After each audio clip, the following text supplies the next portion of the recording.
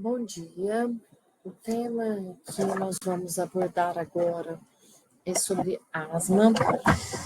Esta aula que está sendo gravada, ela vai ser colocada em diferentes partes. Então, inicialmente, nós vamos falar sobre definição, epidemiologia, fisiopatologia. Posteriormente, nós vamos falar sobre o diagnóstico. As duas últimas partes são referentes a tratamento e exacerbação da asma. A minha sugestão é que vocês sigam exatamente esse cronograma, mas realmente quando finalizarmos a primeira parte, que vocês parem, descansem um pouquinho, tem interesse, tomem uma água, retornem, para que vocês tenham interesse na segunda, na terceira e na parte final. Então, inicialmente, nós vamos abordar o tema sobre asma. Durante a nossa aula presencial, vamos fazer algumas discussões sobre essa nossa aula. O objetivo é que vocês compareçam à aula de asma, já sabendo do que se trata, inteirados com o assunto, para que nós possamos discutir casos clínicos e tirar dúvidas referentes a esta aula na aula presencial. Então, vamos lá, essas são algumas das referências que eu utilizei para que nós pudéssemos abordar esse tema. Então, inicialmente, o que nós temos que entender sobre a asma? A asma ela é uma doença inflamatória crônica que afeta as vias aéreas inferiores. Eu sempre gosto de colocar essas duas figuras onde eu coloco um corte de um brônquio ou um bronquíolo de um paciente saudável e um brônquio ou um bronquíolo de um paciente asmático, não controlado ou em uma exacerbação. Então, o que eu quero demonstrar é que realmente o fluxo aéreo nessa primeira figura passa de uma forma mais pérvia do que o fluxo aéreo nessa segunda figura. Então, nessa segunda figura, nós conseguimos ver presença de edema da mucosa brônquica, presença de muco dentro da via aérea, aumento das glândulas mucosas, uma musculatura hipertrofiada brônquica. Com isso, existe o que? Uma diminuição do fluxo aéreo. Então, é muito compreensível porque um paciente asmático apresenta sintomas como dispneia, dor torácica, sibilância e tosse, porque existe uma limitação do fluxo aéreo e uma inflamação da via aérea. Então, muitas vezes, essa sibilância, essa dispneia estão diretamente relacionadas a um menor fluxo da via aérea e com isso uma limitação a esse fluxo.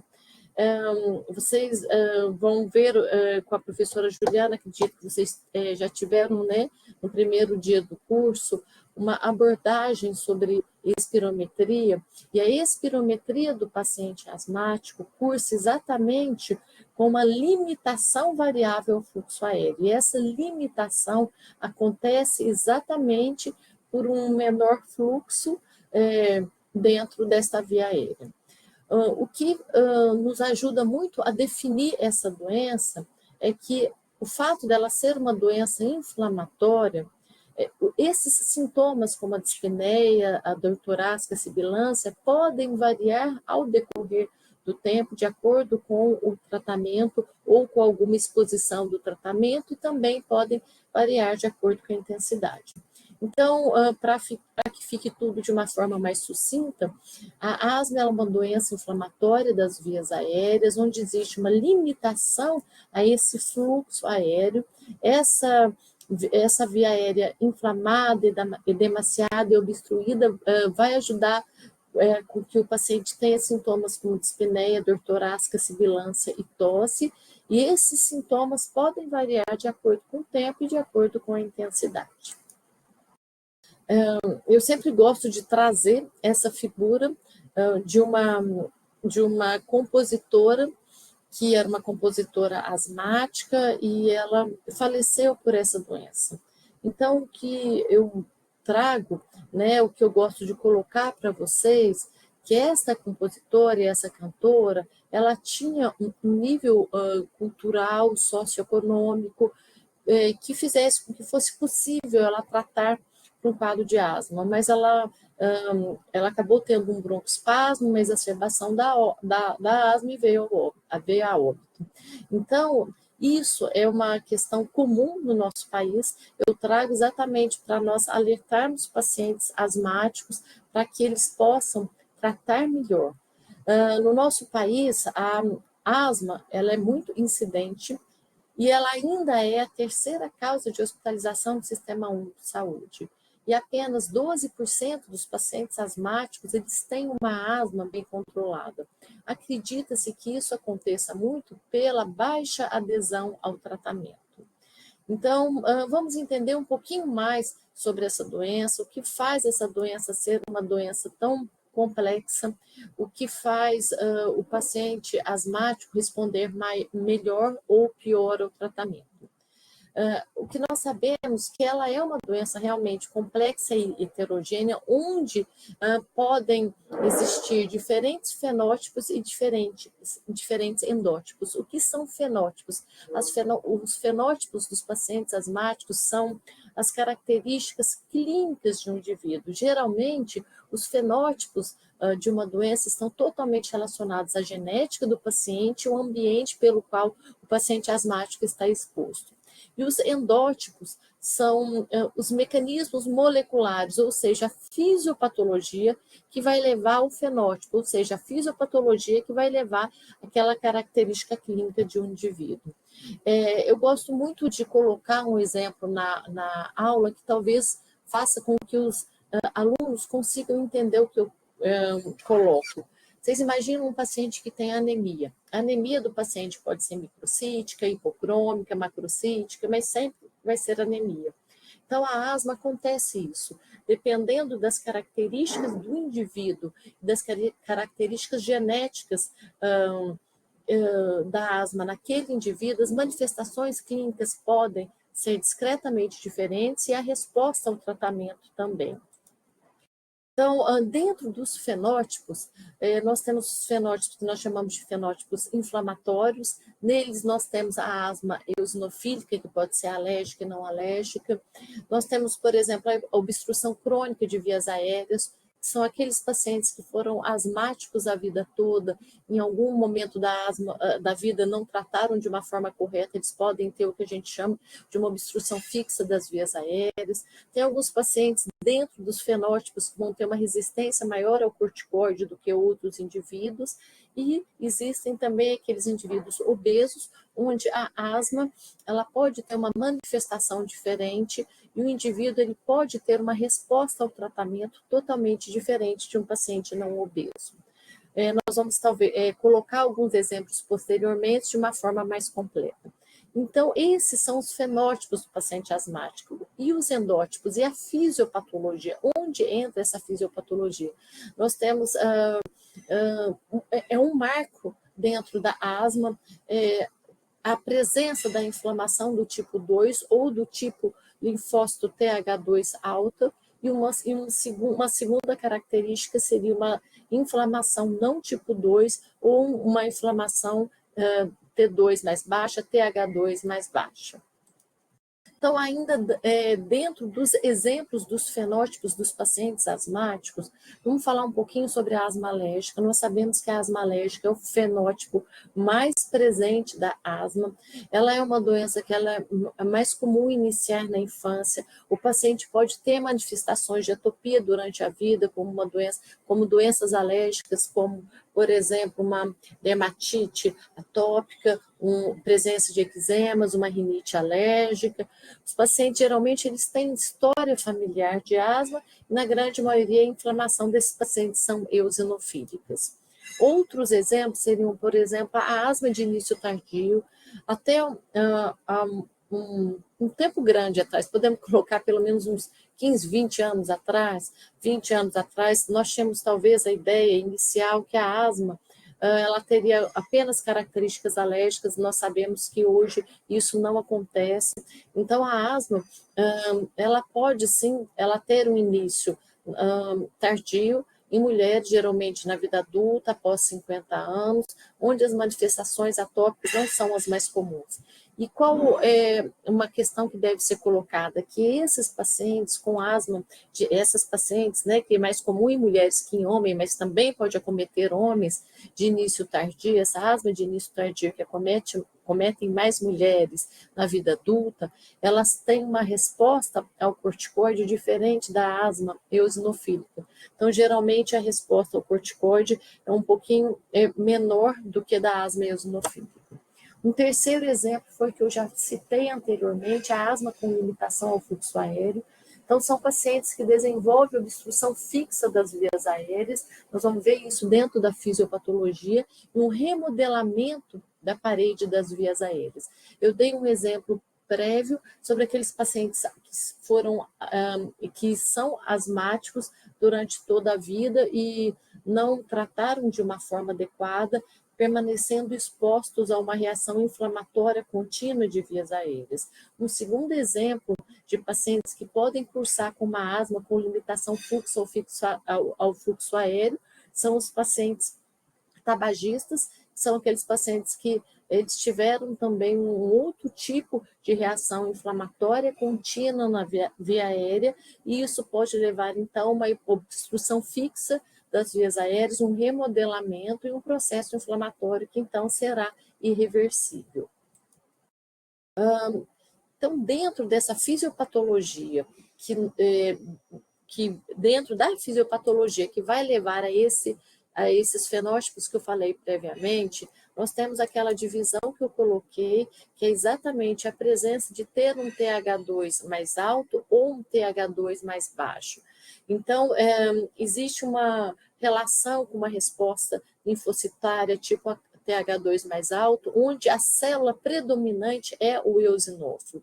Pode ter aumento de interleucina 5, interleucina 13, a IgE total também pode estar predominante. Eu vou mostrar uma figura onde eu falo um pouquinho sobre essa fisiopatologia da asma com TH2 mais alto e a asma com TH2 mais baixo, onde não há exatamente uma relação com essa resposta imune linfocitária TH2. Então, aqui eu gosto muito de colocar, eu já volto no meu questionamento, eu gosto muito de colocar essa balança onde nós tentamos colocar aqueles indivíduos que a gente chama de T2 baixo, ou uma reação ao linfócito TH, uma reação inflamatória TH2 mais baixa, geralmente vai ser uma asma de início tardio, onde a eosinofilia não vai ser o fator mais predominante e vai ter uma menor resposta ao corticoide.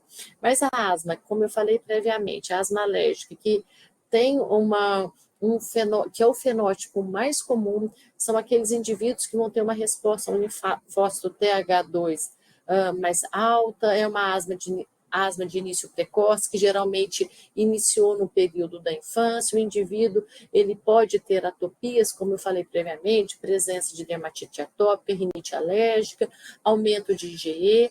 A eosinofilia vai ser um fator também que vai nos ajudar a identificar esse tipo de fenótipo da asma e o indivíduo tem uma resposta ao corticoide. E aí eu coloco um questionamento. Professora, mas qual é a vantagem de se identificar os endótipos e fenótipos do indivíduo?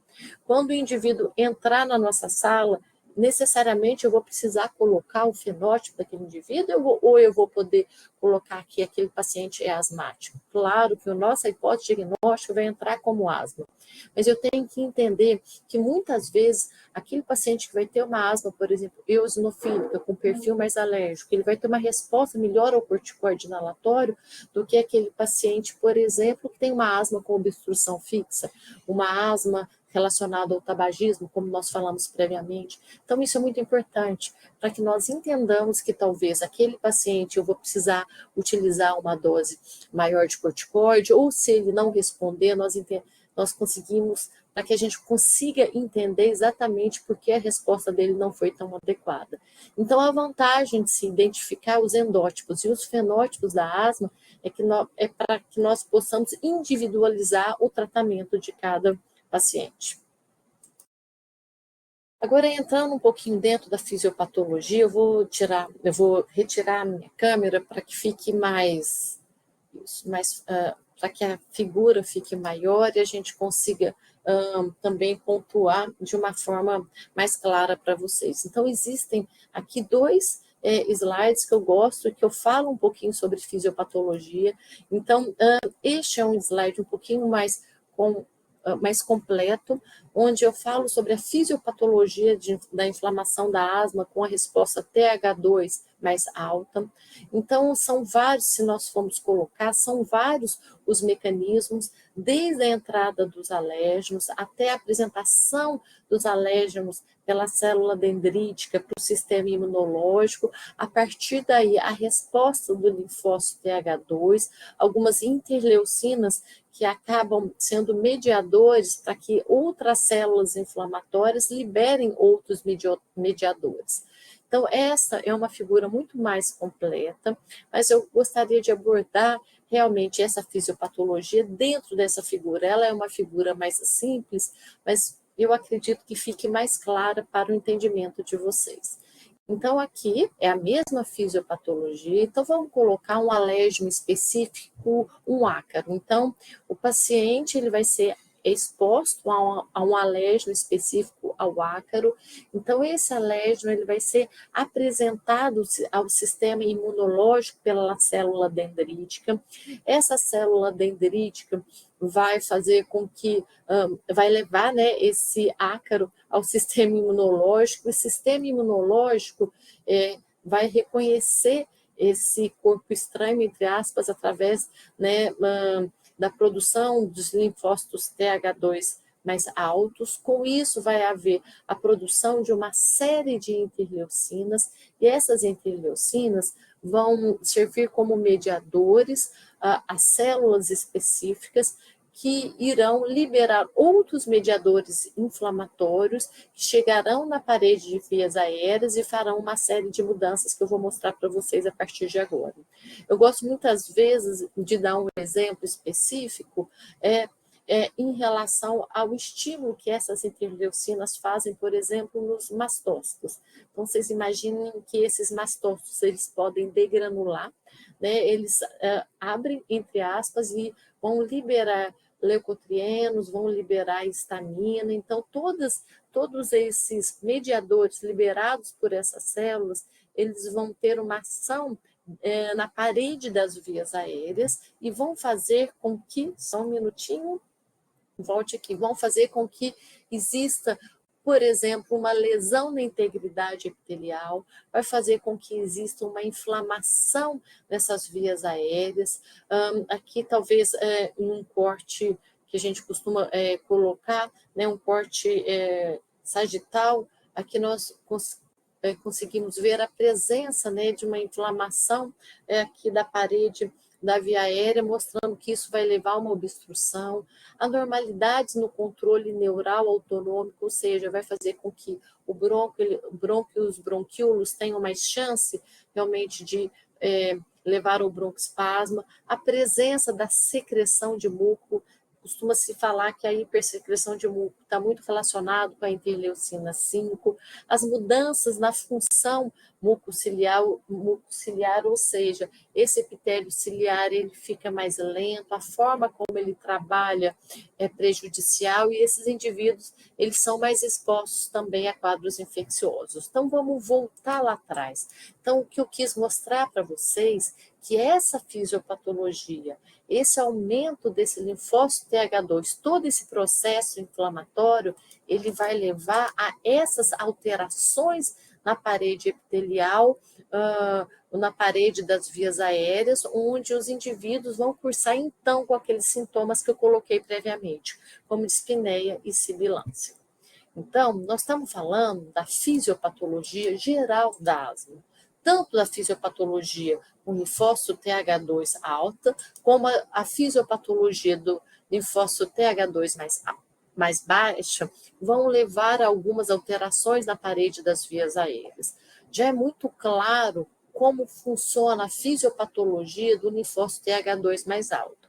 Agora, do não tipo 2 ou TH2 mais baixo, não é totalmente esclarecido. Acredita-se que existam estímulos não alérgicos como infecções, tabagismo, tabagismo, poluentes que vão levar a essa asma não tipo 2. Um exemplo muito interessante é o que nós chamamos de asma ocupacional, como, por exemplo, pacientes que são asmáticos e desenvolvem um quadro de asma de acordo com o trabalho que eles desenvolvem. Isso acontece, por exemplo, com pintores. Então, este é um exemplo de uma asma não tipo 2 ou TH2 mais baixo. Acredita-se que esses estímulos não alérgicos vão levar a um dano epitelial no tecido pulmonar, vai estimular via linfócito TH1, que vai ser também um dos que participam nessa fisiopatologia, vai haver a liberação de outras interleucinas, outras células, sendo uma célula predominante também são os neutrófilos. Então, o que eu quero colocar é que a asma ela é um processo multicelular, tanto a tipo TH2 mais alta como a tipo TH2 mais baixa, existem uma série de células envolvidas. Na TH2 existe um predomínio maior de eosinófilo, na TH2, perdão, mais alta, e na TH2 mais baixo, um destaque, poderíamos falar dessa forma, para os neutrófilos. Então, ambas fisiopatologias, ambos endótipos, vão levar, então, a alterações fisiopatológicas e as alterações dessas vias aéreas, que foi o que eu coloquei previamente. Então, eu costumo dizer que a definição da asma, o que é a asma, essa inflamação da via aérea, ela está totalmente relacionada à fisiopatologia do indivíduo. Então, nós só vamos entender por que um paciente asmático, principalmente um não controlado ou exacerbado, porque ele apresenta dispneia, sibilância, presença de secreção exacerbada, se nós entendemos a fisiopatologia, entendemos que existe uma reação inflamatória na parede da via aérea, e isso vai levar a um menor fluxo aéreo e um aumento de secreção local. A última questão que, inclusive, eu abordei previamente, cheguei a conversar com vocês logo após a definição, logo que nós começamos a falar sobre fenótipos e endótipos, é o remodelamento das vias aéreas. O remodelamento de vias aéreas acontece naqueles indivíduos que vão apresentar o fenótipo de obstrução crônica da via aérea. Lembra, são aqueles indivíduos tabagistas ou aqueles asmáticos que não trataram de forma correta ou que foram expostos durante toda a vida a uma reação inflamatória muito importante. Então, esses indivíduos, eles podem apresentar o que a gente chama de uma fibrose subepitelial, uma hipertrofia da musculatura lisa e, com isso, uma obstrução permanente ao fluxo aéreo. O que eu gosto de mostrar, essa figura, vou voltar só para mostrar para vocês, ela está inserida dentro da nossa figura aqui da fisiopatologia. Então, vocês imaginem que esses fibroblastos, eles ficam, entre aspas, rondando, né? Eles ficam presentes, próximos ao ao epitélio, e com isso o indivíduo ele pode ter uma fibrose se ela apresentar uma exposição associada a esse quadro inflamatório ou uma inflamação contínua que pode levar a uma obstrução permanente ao fluxo aéreo. Então, a fisiopatologia da asma, que é muito claro, a fisiopatologia geralmente é um processo inflamatório, que nós falamos lá na definição, que pode ser reversível, mas podem existir gatilhos ou um quadro inflamatório extenso e contínuo, que vai levar o paciente a um quadro inflamatório não reversível.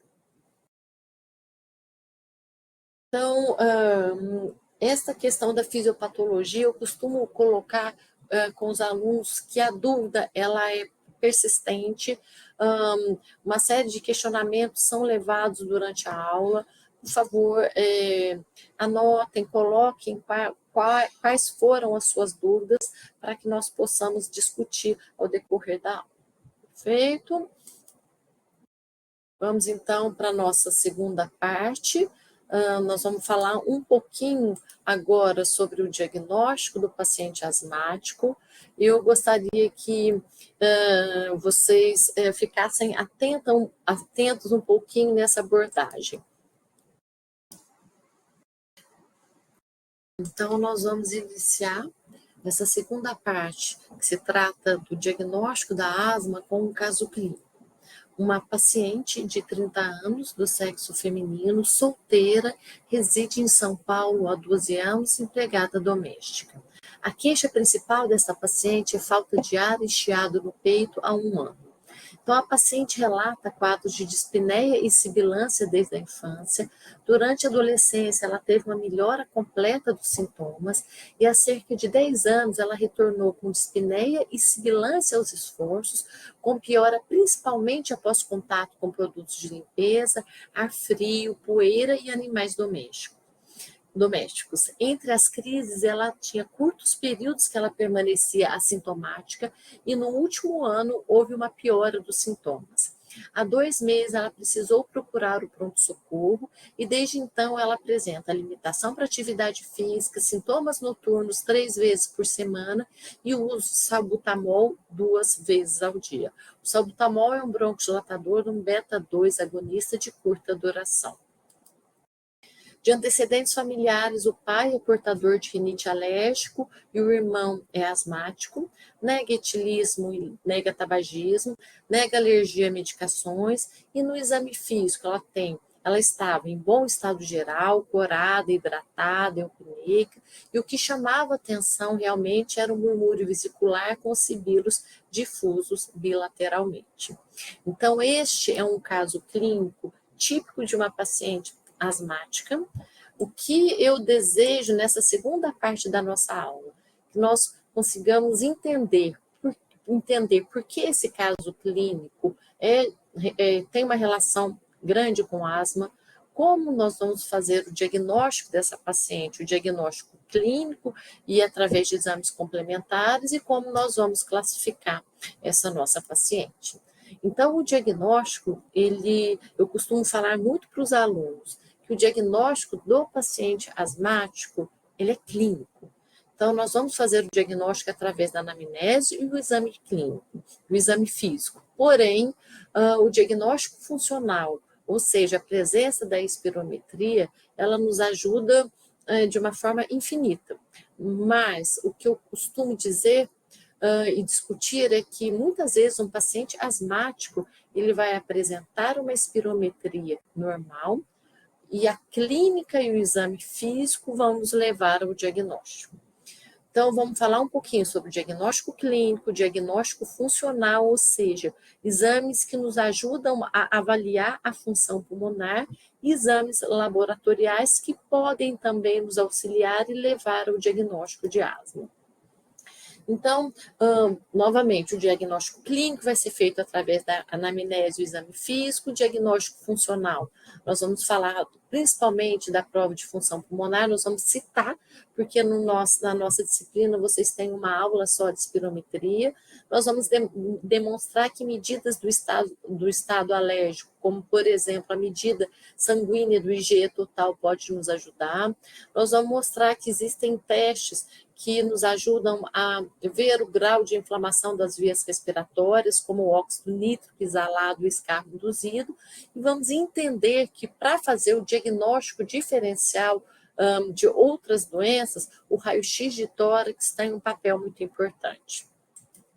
Então, dentro do diagnóstico clínico, nós já falamos um pouquinho quando colocamos a definição dessa doença, nós sabemos que os sintomas, eles podem vir em conjunto ou isolados. Então, o paciente ele pode ter um quadro de dispneia associado ou não a uma tosse. A tosse é um questionamento muito importante, os alunos costumam colocar, professor, é uma tosse seca, uma tosse produtiva? Ela pode ser uma tosse seca ou uma tosse produtiva. O indivíduo pode apresentar sibilância, lembrando que sibilâncias são sons agudos semelhantes a assobios, e nos pacientes asmáticos, com mais frequência, eles apresentam na expiração. O indivíduo pode ter dor torácica. Lembrar que esses sintomas, eles podem piorar à noite ou nas primeiras horas da manhã. Um dos fatores que está relacionado a isso é o cortisol. O cortisol sanguíneo, ele pode, no paciente, lembrar que o nadir do cortisol sanguíneo geralmente é 4 horas da manhã, a partir daí que ele começa a subir um pouco mais. Então, essa é uma razão pela qual os pacientes asmáticos, eles podem apresentar piora dos sintomas nesse período da manhã. Uma outra questão que fica muito clara é ver quais são os fatores de piora ou de melhora dos sintomas do paciente. Então, alguns pacientes, por exemplo, eles colocam, olha, doutor, eu pioro no período da manhã, eu pioro quando eu tenho contato com produtos alérgenos. Vamos voltar no caso clínico da nossa paciente, vamos ver se essa nossa paciente, ela tinha fatores de piora. Será que ela tinha fatores de melhora? Ou seja, será que piorava após ela ser exposta a algum alérgeno específico e melhorava após ela usar algum tipo de medicação? Então, vamos voltar lá no nosso caso clínico. Nós vamos fazer isso com bastante frequência na nossa aula presencial. Mas aqui nós já conseguimos colocar. Então, essa paciente, ela tem alguns fatores que nos chamam a atenção. Ela é uma paciente que ela iniciou, né, reside em São Paulo há 12 anos e há 10 anos ela teve uma piora dos sintomas. Então, será que a poluição ambiental propiciou? Ela é uma paciente que ela trabalha com produtos de limpeza, então isso também pode piorar. Então, talvez esses sejam 2 fatores que realmente levem essa paciente a ter uma piora, e aqui ela se coloca que ela usava o salbutamol 1 a 2 vezes ao dia. Então, esse seria o fator de melhora e aqueles acima os fatores de piora dessa paciente. Então, todas as vezes que nós estivermos fazendo uma anamnese para o paciente asmático, que eu estiver questionando sobre os sintomas respiratórios, entender se existe um período do dia ou da noite que piora, se os fatores de melhora ou os fatores de piora são muito claros. Em relação ao exame físico desses pacientes, lembrar que eles podem ser normais, né? Assim, o paciente asmático, ele pode ter um quadro, nós vamos ver isso quando nós vamos classificar o paciente, ele pode ter um quadro controlado ou um quadro não controlado. Então, o paciente asmático com um quadro controlado, ele pode ter uma ausculta respiratória totalmente normal. Como aquele paciente que também está parcialmente controlado ou não controlado, ele pode apresentar sibidos generalizados, como eu falei previamente, principalmente na expiração forçada. Ele pode apresentar roncos, lembrar que esses pacientes, nós vimos dentro da fisiopatologia que eles podem apresentar uma maior quantidade de secreção, então eles podem ter secreção que está relacionada a ronco, secreções que estão relacionadas aos roncos do paciente.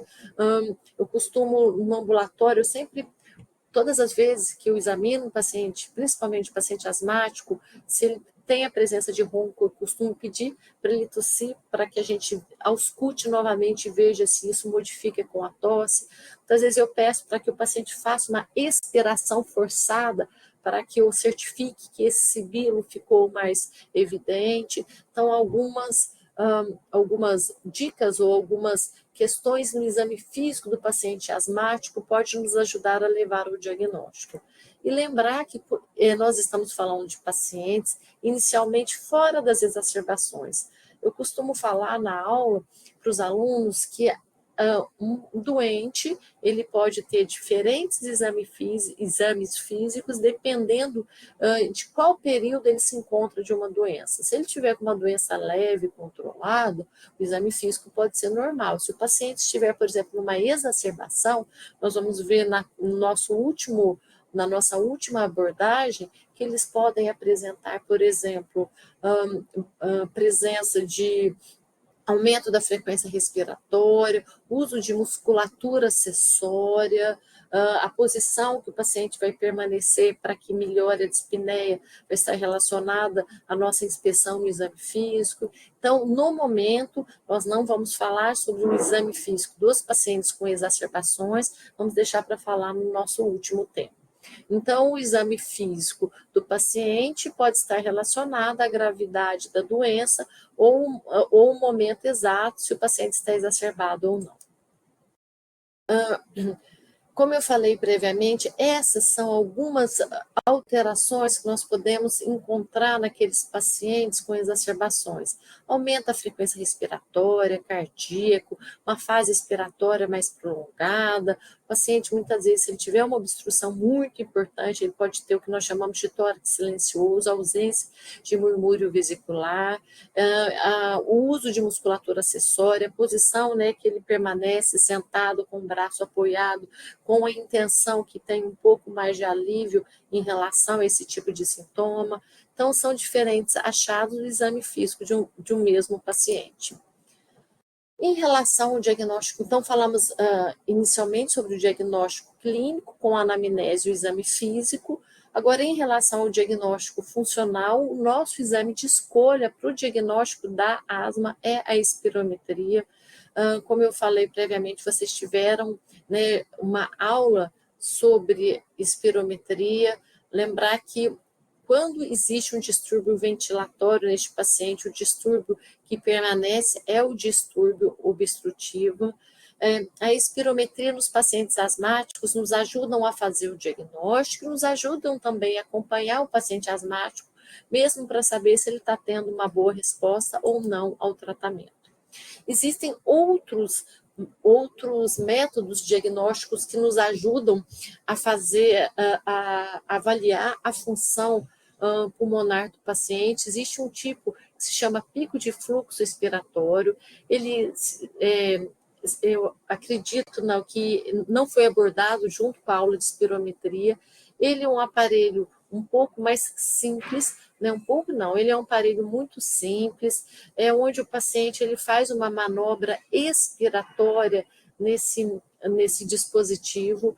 Existe um grande viés desse aparelho, que é diferente em relação à espirometria. Se nós voltarmos aqui, a espirometria ela é um aparelho que é ligado a um software específico. Então, aqui se consegue saber se o exame do paciente foi efetivo ou não foi efetivo.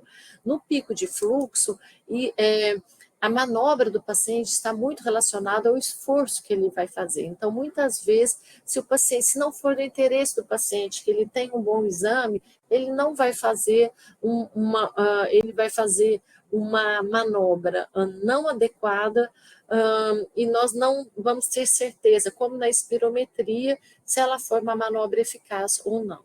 Então, o pico de fluxo, ele nos ajuda no diagnóstico, ele pode ser usado, por exemplo, para um paciente que tem asma ocupacional, paciente que, por exemplo, ele fica sintomático no período do trabalho e assintomático no período de férias. Pode ser solicitado que o paciente leve esse aparelho para casa e faça nesses 2 períodos, mas ele não é um aparelho tão preciso e não é um padrão ouro para diagnóstico de obstrução como a espirometria. Um segundo tipo de exame complementar é o teste de broncoprovocação. Então, o teste de broncoprovocação, ele é um exame que é realizado quando se existe a dúvida do diagnóstico da asma. Ele é feito sempre após o paciente asmático realizar uma espirometria e esse exame vir normal.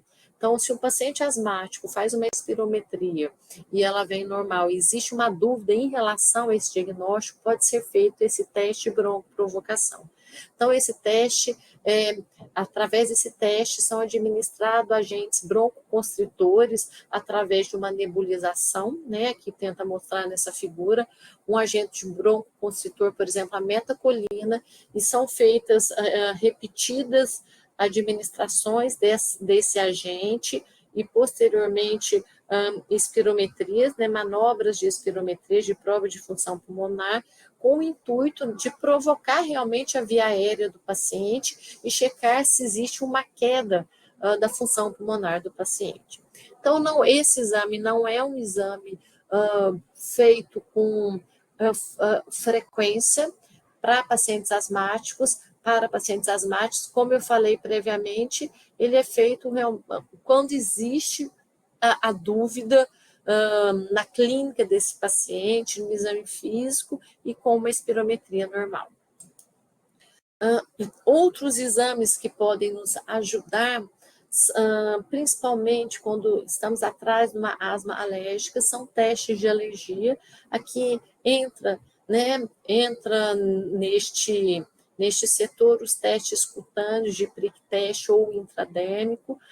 O objetivo destes testes é indicar a sensibilização a algum alérgeno específico. Outros testes, a coleta sanguínea de IgE total ou coleta específica no soro, por exemplo, de um agente específico. Então, são testes que nos ajudam a encontrar o alérgeno específico, estão relacionados mais à asma alérgica. Outro tipo de exame é o óxido nítrico exalado, onde se coloca, onde se consegue medir a fração de óxido nítrico no ar exalado. Essa manobra está relacionada a uma maior inflamação de via aérea, ou seja, a partir do momento em que se faz essa manobra de óxido nítrico exalado e consegue um valor maior que 50 ppm, existe a probabilidade de ser uma inflamação eosinofílica e, consequentemente, uma asma eosinofílica. Não significa que, se esse exame vier negativo, ele vai descartar a asma, porque lembrar que nós temos outros fenótipos nestes pacientes. Ele é um exame que ele tem utilidade, o uso dele na prática clínica vem crescendo, mas não é um uso tão frequente como a espirometria no paciente asmático. Então, lembrar que quando formos fazer o diagnóstico desses pacientes, eu lembro, eu tinha um professor na residência que sempre brincava conosco, nem tudo que sibila é asma.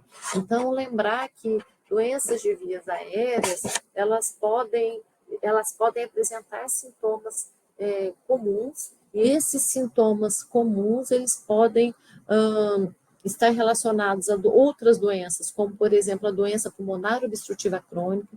Nós vamos entender que essa doença eu preciso de uma exposição, exceto, o DPOC relacionada à deficiência de alfa-1 antitripsina, tirando essa exposição, esse fator genético, todos os outros tipos de doença pulmonar obstrutiva crônica, eles necessitam de um tipo de exposição para que se desenvolva essa doença.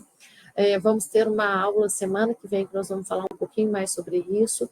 O refluxo gastroesofágico ou doença do refluxo gastroesofágico, onde pode existir uma microaspiração crônica, isso pode levar a sibilância, pode levar a tosse. Presença de bronquiectasias, vocês vão ter uma aula de bronquiectasia na disciplina também. É uma doença onde existe um maior alargamento dos brônquios e, com isso, uma maior chance de se reter secreção, de obstruir via aérea. O paciente pode apresentar tosse, pode apresentar sibilância. A própria insuficiência cardíaca, onde o indivíduo pode apresentar um quadro de dispneia, um quadro de sibilância, tosse. Embolia pulmonar, vamos ter uma aula sobre embolia pulmonar também. Nós vamos entender que a dispneia ela pode ser um diagnóstico diferencial, principalmente nos pacientes exacerbados. Neoplasia pulmonar ou câncer de pulmão. Essa neoplasia pulmonar, vocês também têm uma aula sobre isso na disciplina. Então, lembrar que a neoplasia pulmonar ela pode ser um diagnóstico diferencial de asma, porque o indivíduo pode apresentar dor torácica, ele pode apresentar sibilância, por uma compressão extrínseca dos brônquios, e pode apresentar também dispneia. Bom, então, até o momento, nós conversamos um pouquinho sobre o diagnóstico da asma. Então, falamos sobre o diagnóstico clínico, falamos sobre exames complementares, como a espirometria. Vamos voltar, só para que fique tudo mais sucinto e claro. Falamos sobre o diagnóstico clínico, anamnese e exame físico. O diagnóstico funcional, falamos da importância da espirometria, colocamos outros exames que podem auxiliar, como o pico de fluxo e o teste broncoprovocação. Falamos de medidas do estado alérgico, como o prick-teste, a dosagem do IG total. Colocamos sobre a inflamação das vias aéreas através da presença do óxido nítrico exalado com uma fração maior que 50 ppm. E falamos, enfim, sobre o diagnóstico diferencial, algumas doenças que nos fazem realmente, que os sintomas são semelhantes ao sintoma da asma e podem confundir com essa doença. Agora nós vamos falar um pouquinho sobre a classificação da asma.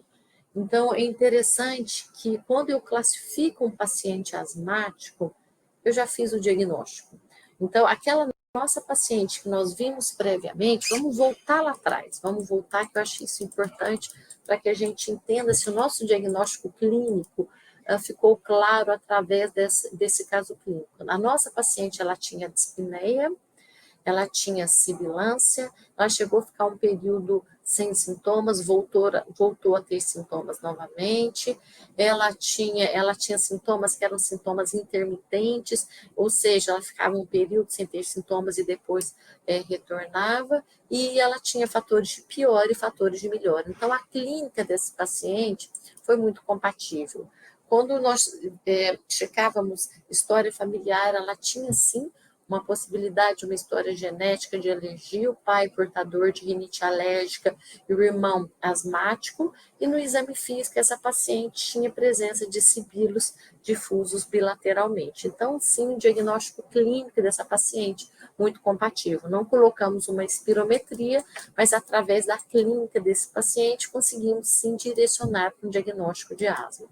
Mas e essa nossa paciente? Como ela pode ser classificada? Será que nós vamos tratar todos os pacientes asmáticos da mesma forma? Ou será que a classificação do paciente vai me ajudar a tratar um paciente leve de uma forma, um paciente controlado de uma forma e o não controlado de outra?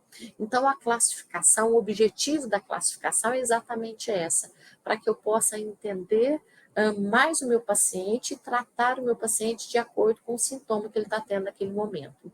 Então, o controle da asma, ele pode ter uma relação, a classificação de controle da asma pode ter uma relação com a limitação clínica do paciente. Então, nós vamos ver que tem uma escala, né, um questionário, né, de um documento da asma que se chama GINA, onde nós checamos sintomas diários e noturnos, se a paciente precisa usar broncodilatador e se tem limitação para atividade física. Então, além dos sintomas dos indivíduos, nós podemos utilizar também, saber se este paciente tem exacerbações com frequência, teve exacerbações atualmente, como é a função pulmonar do indivíduo.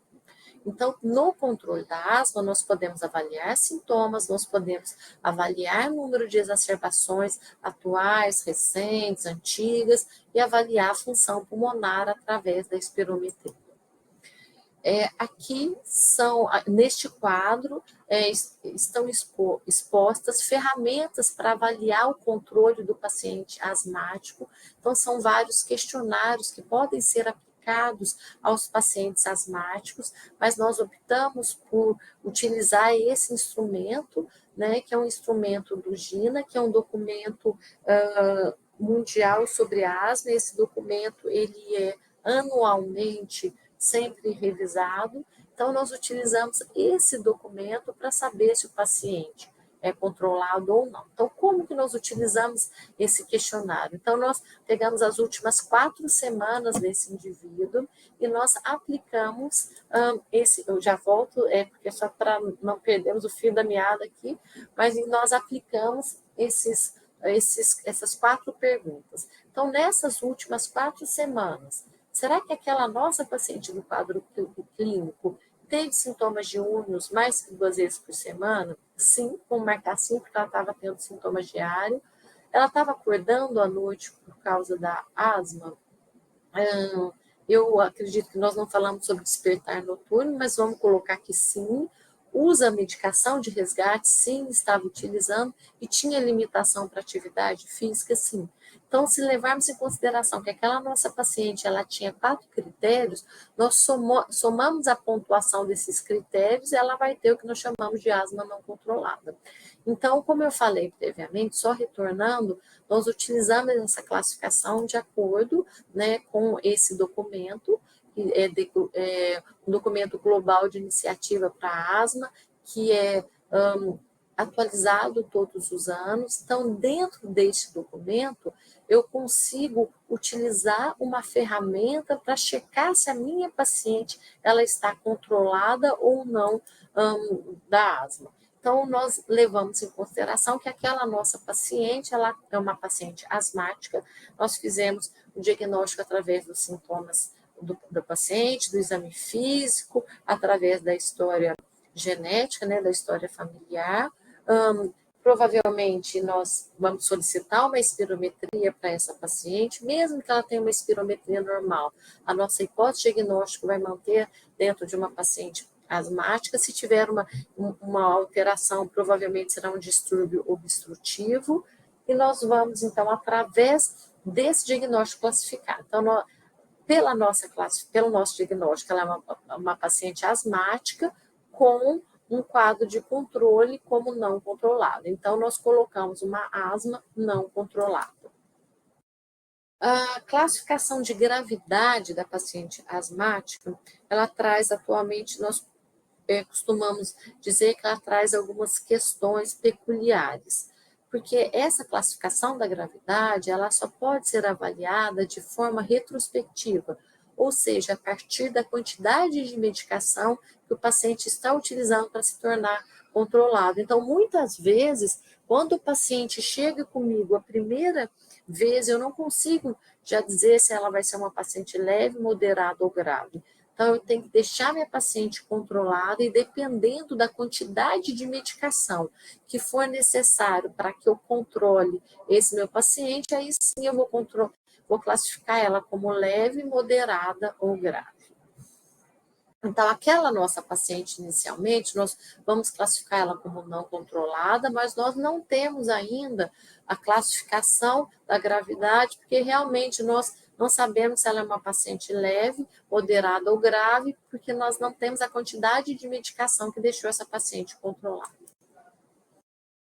Existem outros fatores que podem influenciar o controle do paciente asmático, entre elas as medicações que o paciente pode utilizar, que está utilizando, por exemplo, o uso de beta-bloqueadores, principalmente os beta-bloqueadores não seletivos, né, que podem realmente agir sobre receptores beta-1 e beta-2 e propiciar o paciente a ter um quadro de broncoespasmo, anti-inflamatórios não esteroides.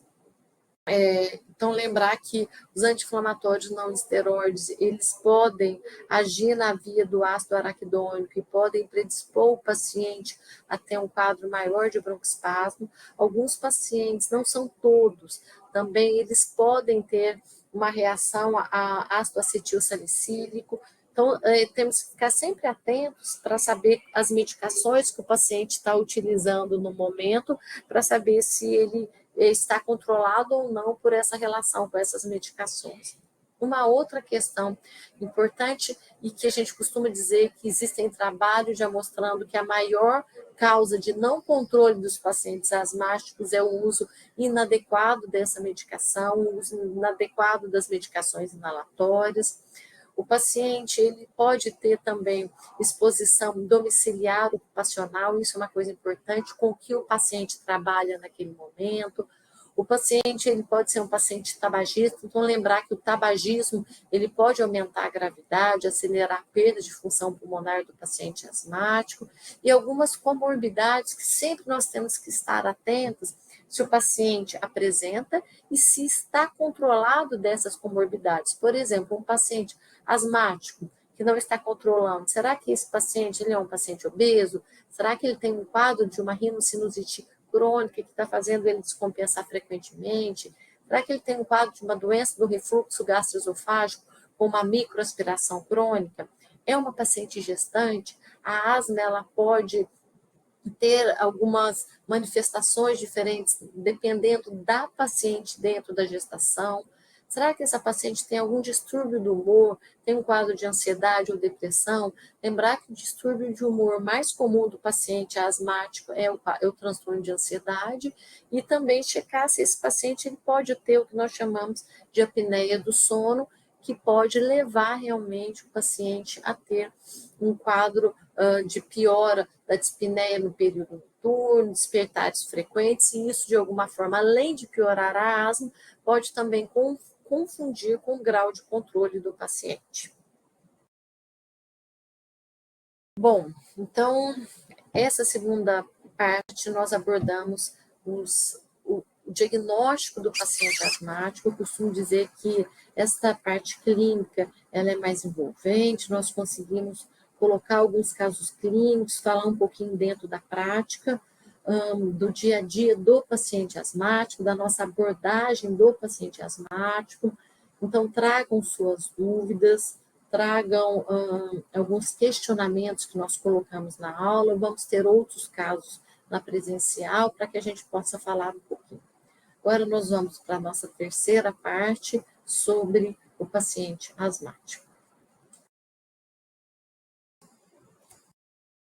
Então, dentro da terceira abordagem da asma, vamos falar um pouquinho sobre o tratamento. Então, lembrar que nós já fizemos o diagnóstico da nossa paciente, classificamos ela como uma asma não controlada, observamos se existia algum outro fator associado, como o uso de medicação, que pudesse piorar o quadro dessa paciente. Suponha, nós não colocamos previamente uma espirometria, mas suponhamos que ela tem uma espirometria normal. Então, agora nós vamos falar um pouquinho sobre o tratamento dessa paciente. Então, o objetivo do tratamento dos pacientes asmáticos, principalmente, controlar sintomas. Sintomas diurnos, sintomas noturnos e durante a atividade física. É muito comum, às vezes, o paciente asmático chegar e colocar: olha, doutor, eu estou bem, eu consigo ficar bem durante o dia, à noite não estou acordando mais, mas se eu faço atividade física, eu canso. Então, nós temos que entender que os pacientes asmáticos, nós vamos deixá-los bem controlados, tanto em repouso quanto no exercício. É claro que nós temos que saber avaliar o que é uma baixa capacidade física de um paciente, o quanto isso pode influenciar na confusão dos sintomas dos pacientes asmáticos, mas o nosso objetivo é que o paciente asmático tenha uma qualidade de vida normal, também para atividade física. Outro objetivo é prevenir riscos futuros, ou seja, eu quero prevenir que este paciente asmático tenha exacerbações, procure pronto-socorro, tenha queda da função pulmonar. Então, quando eu controlo o paciente asmático com sintomas, eu já estou visando outros objetivos, como diminuir a exacerbação e evitar que esse paciente tenha uma piora da espirometria ou uma perda acelerada da função pulmonar. Então, o tratamento dos pacientes asmáticos, ele é composto, nós costumamos colocar 3 fatores essenciais. A educação do paciente. Durante a nossa aula, nós vamos fazer uma aula prática sobre o treinamento e a revisão do uso dos dispositivos inalatórios. Nós vamos mostrar como que os pacientes podem utilizar e utilizar estes dispositivos e quais são eles, como nós podemos escolher um dispositivo mais adequado para o paciente. E dentro do tratamento, lembrar que nós temos medidas ambientais, que é o tratamento não medicamentoso e o tratamento medicamentoso.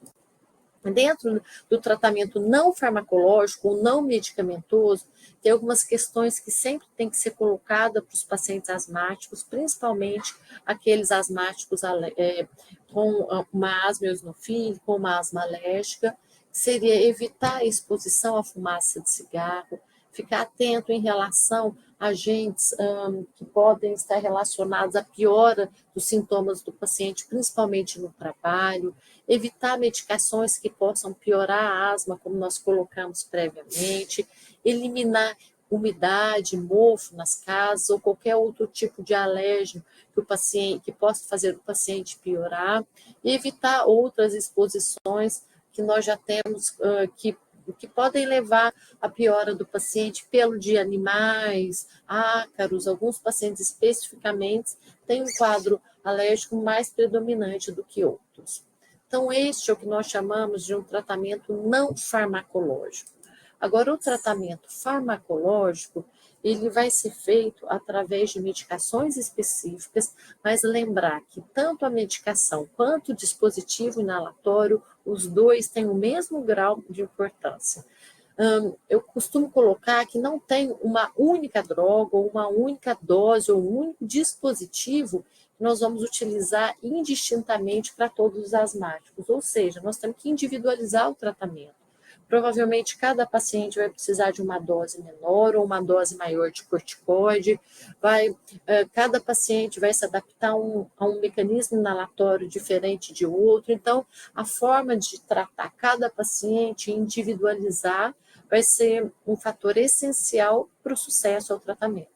Então, o tratamento, ele depende muito das características do paciente, se o paciente tem algum fator de risco específico para usar uma ou outra medicação, se o paciente consegue utilizar o dispositivo, se o paciente prefere um dispositivo inalatório ou outro, e mesmo se o paciente ele tem condições ou tem disponibilidade para utilizar aquela medicação naquele momento. Então, a base do tratamento do paciente asmático são medicações que nós chamamos de medicações que controlam a asma, são medicações anti-inflamatórias. Então, a base do tratamento do paciente asmático é o corticoide inalatório.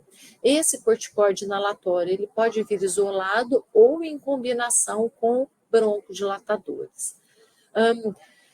Outros medicamentos que podem nos auxiliar, o que nós chamamos de medicamentos de alívio, né? São aqueles medicamentos que nos ajudam a melhorar os sintomas e reverter a broncoconstrição. Então, essas medicações que nós chamamos de medicações de alívio, nós sabemos que são os broncodilatadores que podem ser o beta-2 agonista de curta duração e o beta-2 agonista de longa duração. Uma questão que é bem colocada, hoje em dia não se utiliza mais broncodilatador sem, em algum momento do tratamento do paciente asmático, ele estar em uso de corticoide. Então, nós vamos discutir isso bastante em sala de aula.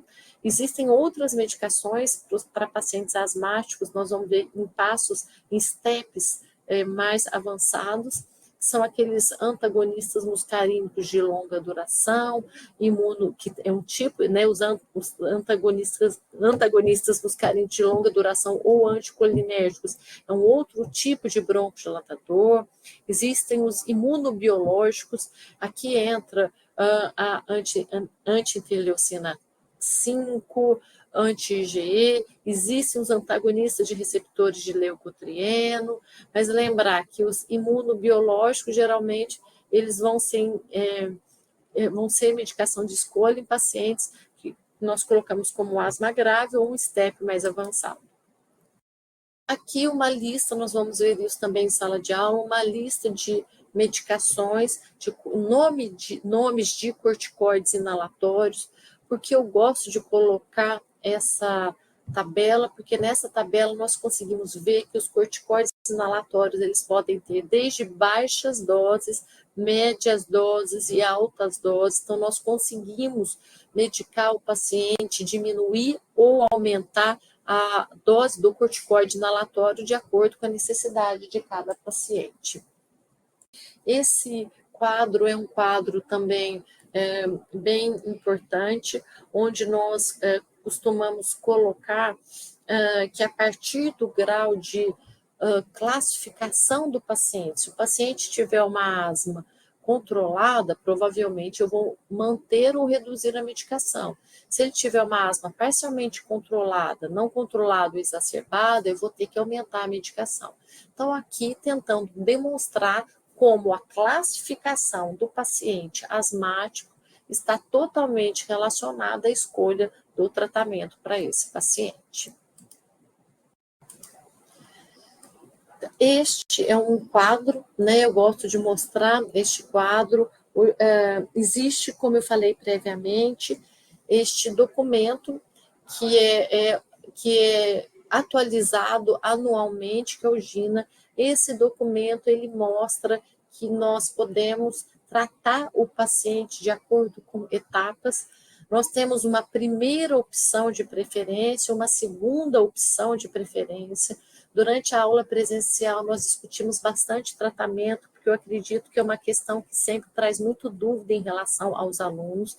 Então, eu acabei adaptando e fazendo um quadro adaptado na primeira opção de tratamento para asma e na segunda opção de tratamento para asma. Essa figura é para que vocês apenas vejam que o tratamento ele é feito através de passos ou steps, que desde um passo maior até um passo menor, então eu posso aumentar o tratamento do paciente asmático, como eu posso reduzir o tratamento do paciente asmático. Então, aqui são aqueles dois quadros que eu coloquei anteriormente, a primeira opção de tratamento e a segunda opção de tratamento. Então, aqui eu coloquei também como etapas, etapa 1 até etapa 5. Lembrar que o paciente asmático, nós vamos avaliar a necessidade de um tratamento de manutenção, mas todo paciente asmático tem que ter um tratamento de alívio. Isso acontece tanto na primeira opção, como na segunda opção. Então, vamos separar esses dois gráficos. Então, o que eu costumo colocar é que na primeira opção do tratamento do paciente asmático, o corticoide inalatório, ele sempre vai estar presente em todas as fases.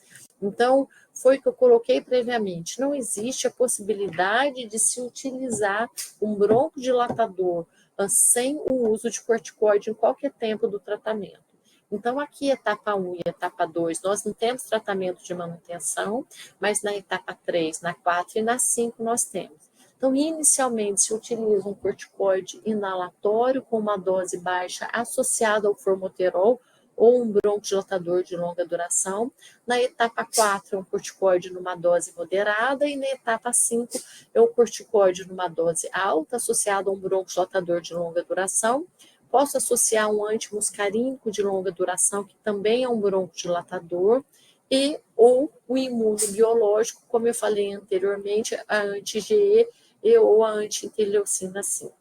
Todos os pacientes que têm tratamento de manutenção, eles têm que ter um tratamento de alívio. Então, o tratamento de alívio desses pacientes é o uso, então, do corticoide inalatório mais um broncodilatador de curta duração. Então, só expondo, né, nós na nossa aula presencial, vamos discutir bastante sobre isso.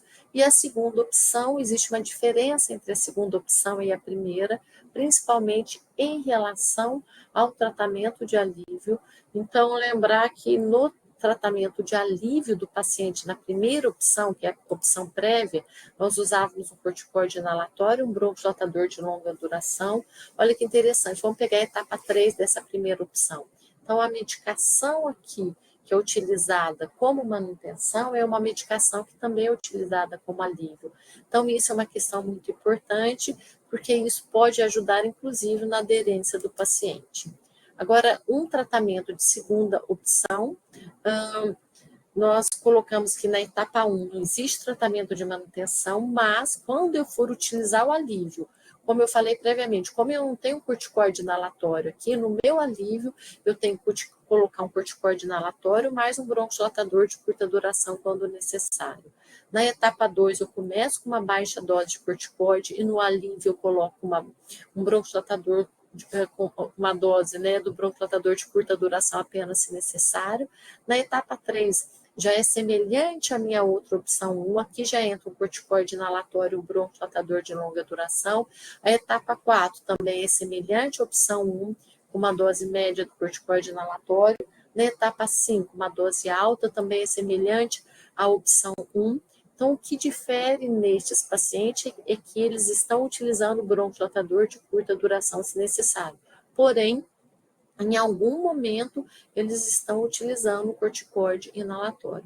Então, o que tem que ficar muito claro para esses pacientes é que em momento nenhum eles podem, por exemplo, como aqui na etapa 1, utilizar só o broncodilatador de curta duração sem ter um corticoide inalatório no mesmo período. Então, a questão do tratamento do paciente asmático, o uso de medicações inalatórias, a presença dos dispositivos, o dispositivo em jato, em pó, tudo isso era colocado na aula presencial. Por favor, tragam as dúvidas para que nós possamos discutir um pouquinho melhor, ok? Vamos para a nossa última parte, a parte 4 da nossa aula. Nós vamos falar um pouquinho sobre exacerbação da asma. Bom, então, quando falamos um pouquinho sobre exacerbação da asma, eu quero tentar colocar que são pacientes que provavelmente que eles apresentam uma intensidade de sintomas diferente daquele paciente que está controlado ou não controlado. Então, a exacerbação da asma são episódios com piora da dispneia, da dor torácica e da sibilância, associada ao declínio da função pulmonar. Está relacionada à piora do estado habitual do paciente com necessidade de um tratamento adicional. Então, nós costumamos colocar que a exacerbação da asma, alguns pacientes colocam mais como crise, é quando o paciente ele sente sintomas adicionais de uma forma aguda, por exemplo, de 5 dias, nos últimos 5 dias, e eles necessitam de uma medicação adicional.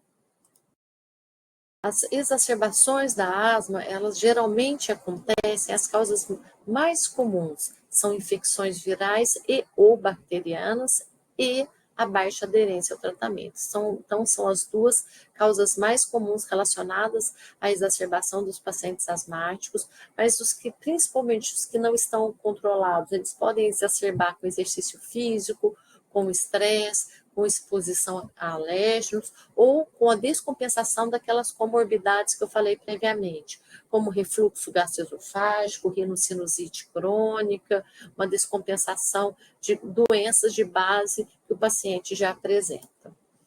Então, quando a avaliação da exacerbação do paciente asmático no pronto atendimento ou no pronto-socorro, ela é feita de uma forma mais rápida, entre aspas, do que daquele paciente que chega conosco para uma avaliação ambulatorial e que apresenta estável naquele momento.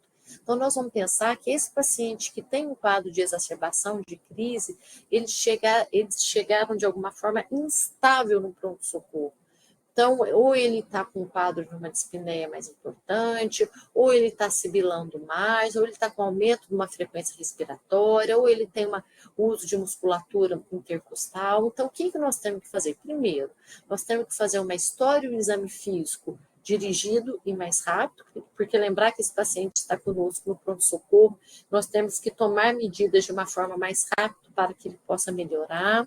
Nós temos que estimar a gravidade dos sintomas do paciente, ver se realmente é um paciente que tem um quadro de uma exacerbação de asma ou se ele tem um quadro, por exemplo, de uma anafilaxia, ver o que o paciente está usando de medicação em uso, se ele usou alguma medicação inalatória antes de chegar no pronto-socorro, ou tentar entender se esse paciente teve alguma questão que complicou. Por exemplo, será que esse paciente chegou com um quadro de infecção, ele está com uma pneumonia, e essa pneumonia levou à piora da asma? Será que esse paciente tem um quadro de uma telectasia? Será que esse paciente fez um pneumotórax?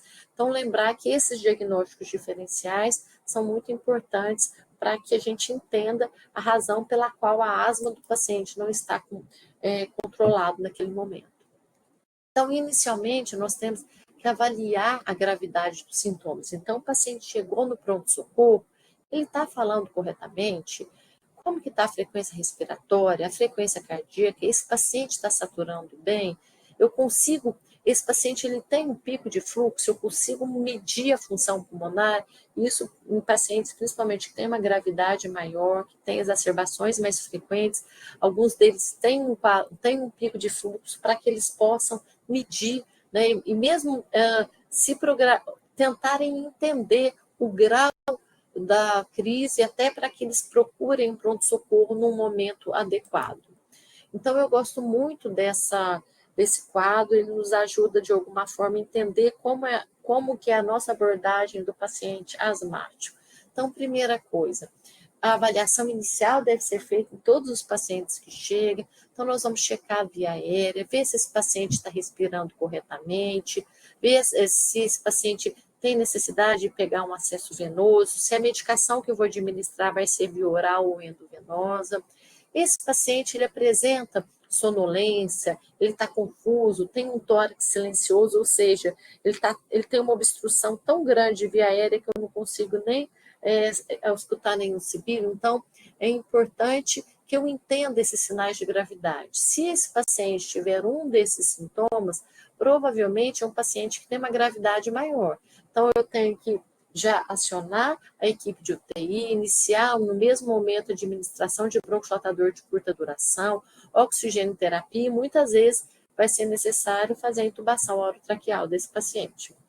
A grande maioria das exacerbações que chegam no pronto-socorro não são essas. A grande maioria que chegam vão ser leve ou moderada ou grave. Então, como que nós vamos diferenciar um paciente com um quadro leve, moderado ou grave? Então, aquele questionamento que eu coloquei no slide anterior tem que ser feito. Primeiro, esse paciente chegou, ele tá pronunciando as frases completas? Não, só está falando palavras isoladas. O paciente, ele prefere ficar sentado, deitado? Não, ele está muito dispineico, ele quer permanecer sentado, inclinado para frente. O paciente está agitado? Está agitado. Ele está com a frequência respiratória aumentada? Sim, uma frequência maior que 30 incursões por minuto. Está usando musculatura acessória? Como é a frequência cardíaca desse paciente? Muito importante, como é a saturação desse paciente. Esse paciente tem um pico de fluxo maior que 50%, menor que 50%. O que a gente observa na nossa realidade é que se o paciente não tem um pico de fluxo, não é uma questão que costuma se fazer com muita frequência no pronto-socorro.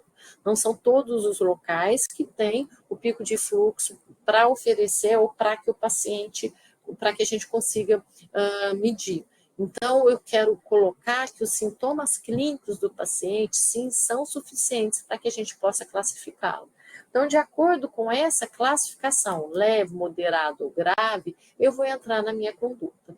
Então, a conduta inicial do paciente, primeiro, a questão de via aérea é muito importante, é necessário oferecer oxigenoterapia, é necessário esse paciente ser submetido a uma intubação orotraqueal. A base do tratamento inicialmente, broncodilatador de curta duração, corticoide sistêmico, que pode ser via oral ou endovenoso, e o sulfato de magnésio.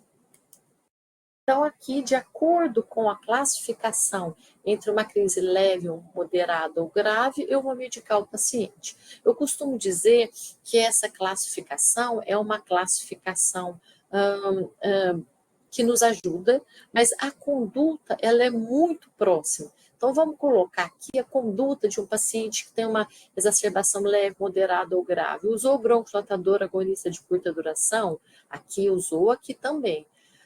Considerou o uso de um segundo broncodilatador de curta duração, que é um brometo de patrópio? Aqui vai considerar, aqui vai utilizar.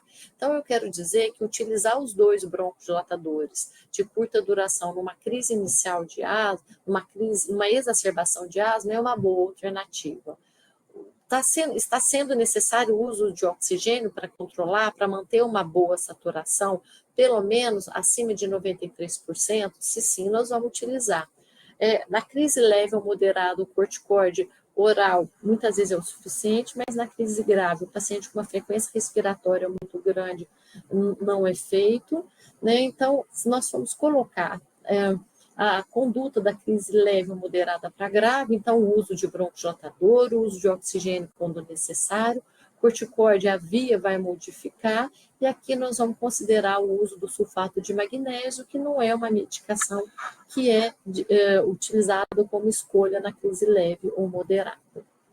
Então, voltando aqui, colocando pacientes com crise leve, moderada e grave, então lembrando que os broncodilatadores de curta duração, que vai ser ou SABA ou SAMA, né, que é o que nós chamamos o antimuscarínico de curta duração, devem ser feitos a cada 20 minutos na primeira hora.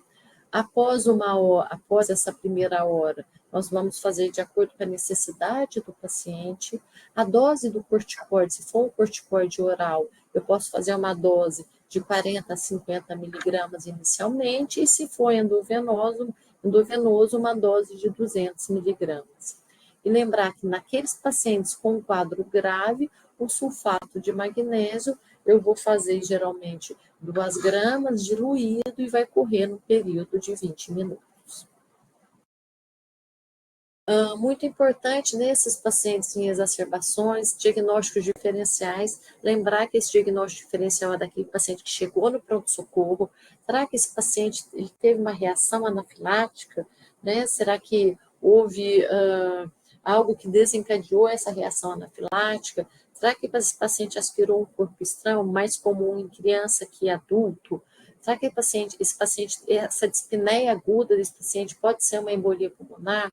Nós vamos entender um pouquinho embolia pulmonar e a importância dos fatores de risco para que a gente entenda que esse quadro de tromboembolismo, será que esse paciente tem uma obstrução de via aérea superior, tem um tumor, um edema de laringe? Então, será que esse paciente pode ter algum desses fatores que não são compatíveis com uma exacerbação de asma? Então, lembrar que os sintomas podem confundir, a história clínica do paciente é importante, o exame físico também pode nos ajudar de alguma forma. Então, logo após foi feito o diagnóstico da exacerbação de asma, nós tratamos, né, de acordo com a classificação leve, moderada ou grave, eu tenho que avaliar o paciente. Todas as vezes que eu faço a conduta, é claro que eu tenho que avaliar e ver se o paciente teve uma melhora. Então, eu usei o bronquidilatador, coloquei no oxigênio, fiz o corticoide sistêmico. Será que esse paciente melhorou? Se o quadro continuar, ele estiver deteriorando, provavelmente é um paciente que precisa ser internado e precisa ir para a UTI.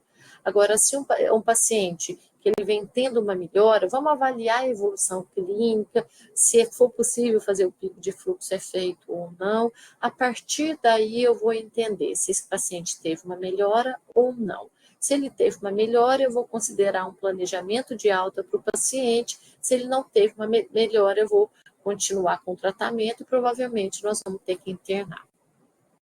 Então, essa abordagem do paciente no pronto-socorro, no pronto-atendimento, é diferente da abordagem do tratamento de manutenção do paciente asmático.